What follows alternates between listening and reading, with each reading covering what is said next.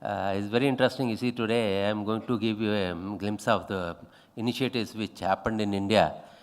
The whole journey actually started when, in around start of his 2000, from sitting in, Ministry of Communication Information Technology. This dream of, bringing ICT for use in healthcare started. And that was the time when, I was promoting telemedicine in late 90s to beginning.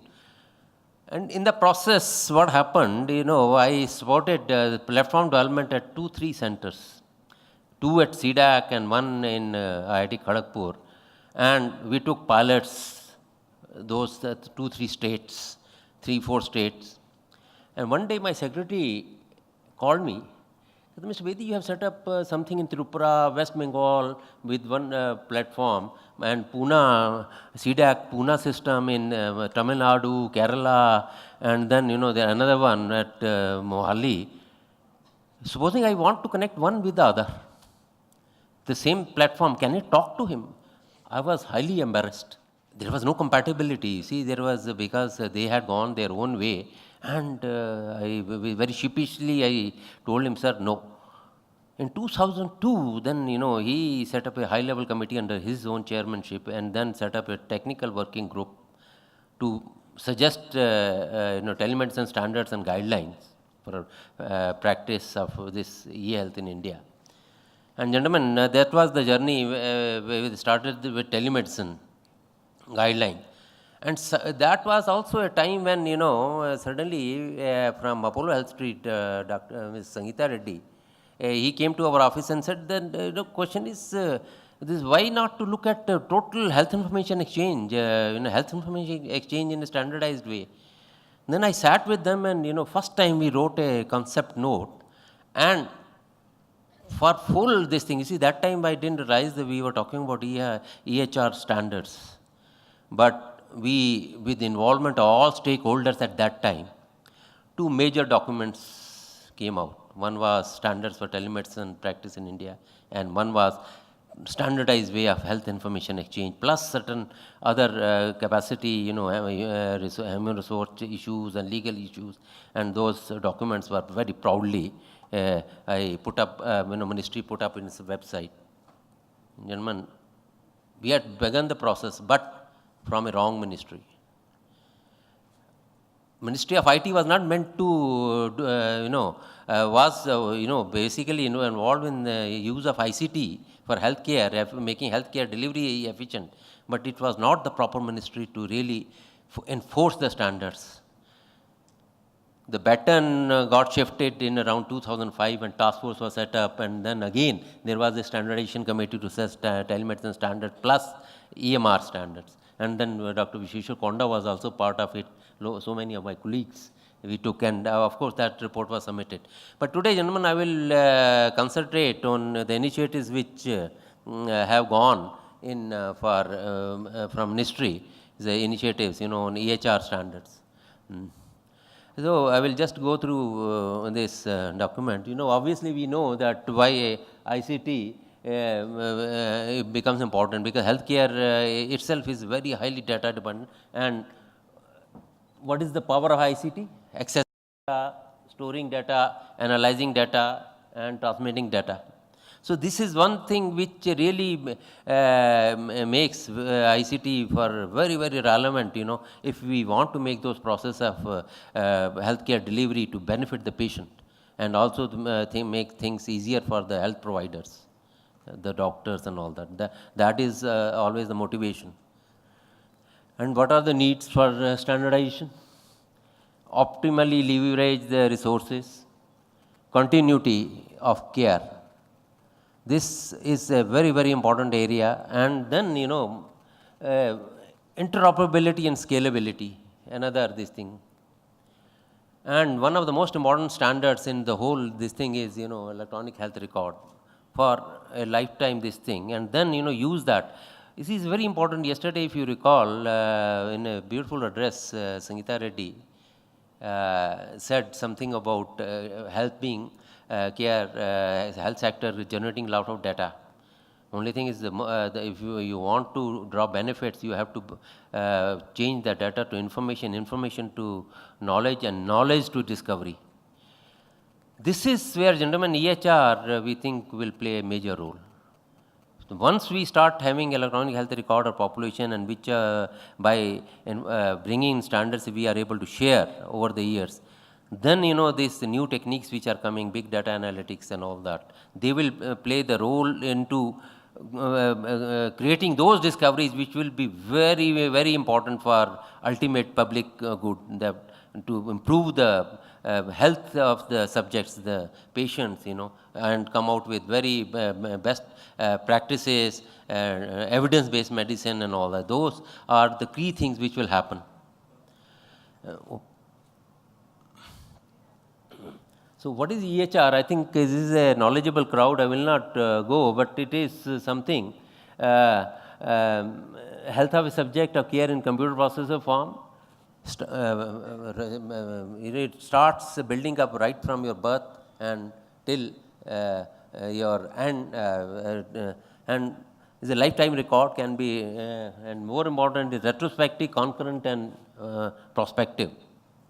So I will just go to the initiatives. As I said, you see, it was in 2005 the baton of looking at health standards shifted from Ministry of IT to Health Ministry, when they set up a national task force for practice of telemedicine in India, and also including the EMR standards. But those reports, after the task force subgroups, I was chairing that interoperability group, standards and interoperability. But somehow the standards, the work didn't see the light of the day.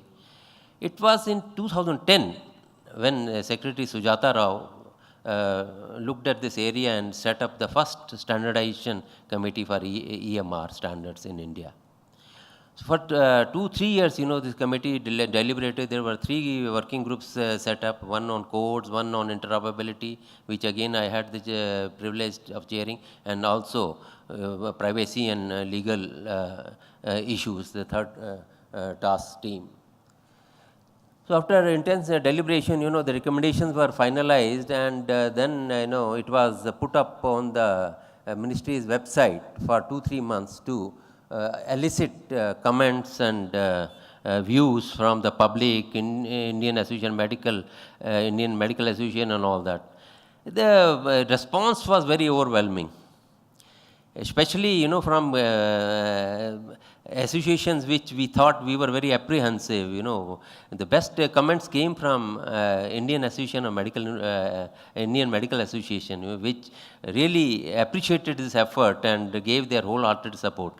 Very constructive comments came, and then Ministry of Health set up a committee in FICCI to consolidate those comments, involve more stakeholders, vendors, and industry, plus key clinicians from various hospitals.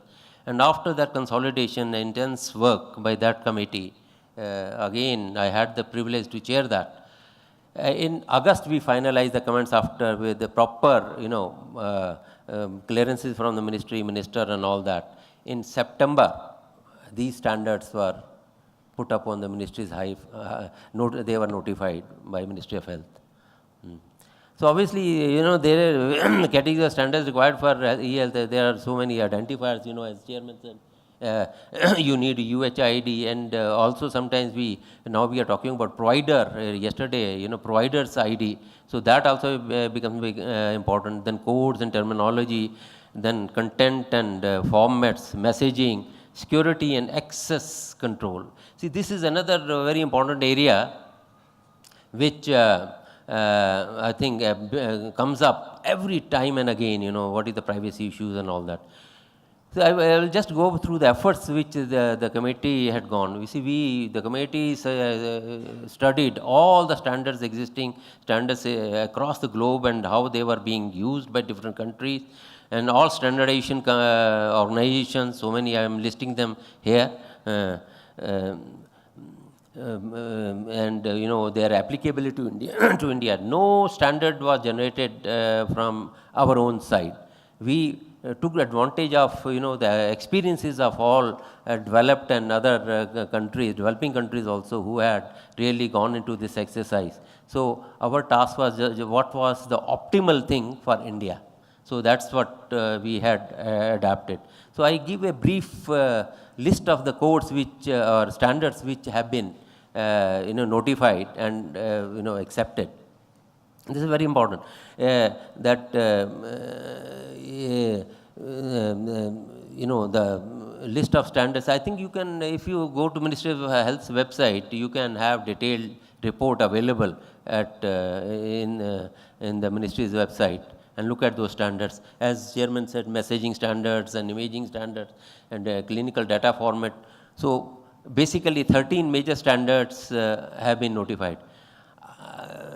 And also we thought that some of standards we didn't take, we thought that we will take up in the second phase of this particular development, because the standards were considered as a living document.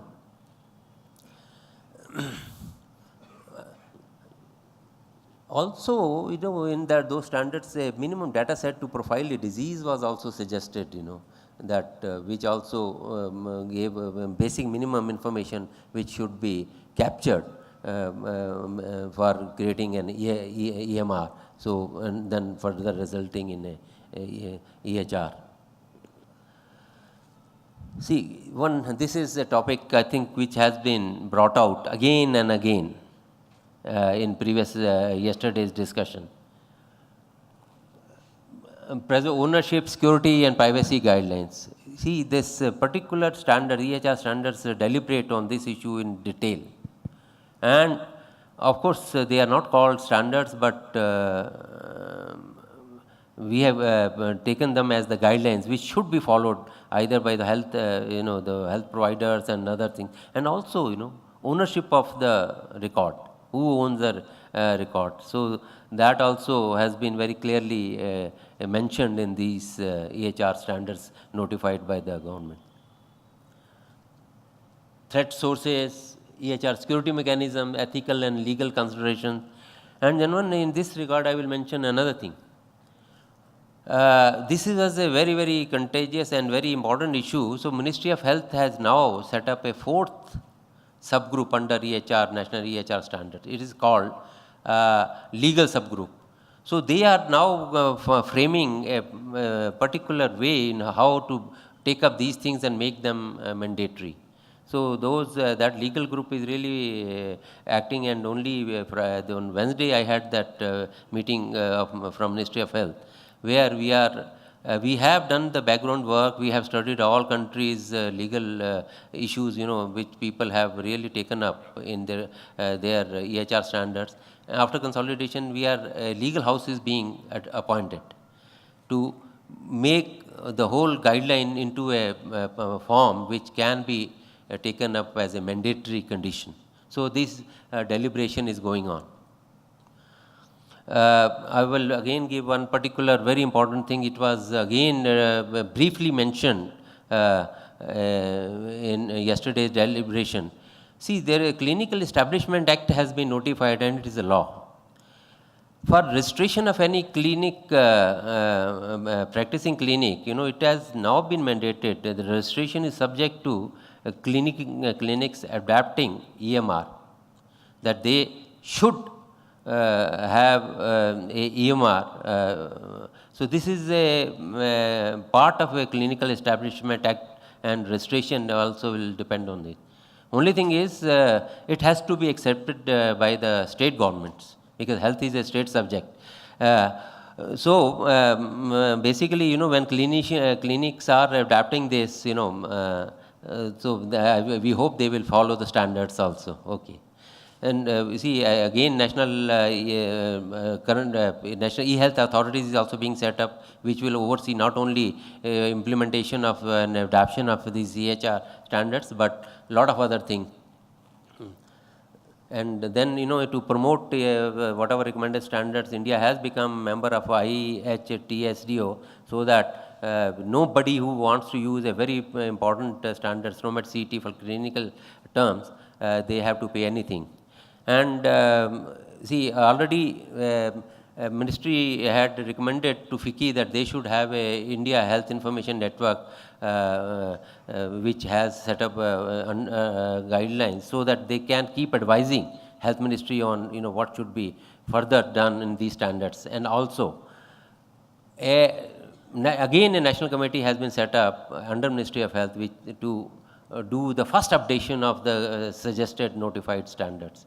So we again, that committee is also very active. This is depending on that FICCI's IN committee also. And I can tell you, gentlemen, a small subgroup, myself and Mr. Sundar Gaud and another gentleman, we have been given the onerous task of suggesting the first draft of the upgraded standards. We have more or less finished that work, and very soon the committee will examine, and again that will be put up next year or December on the ministry's website for further comment. Thanks. Thank you.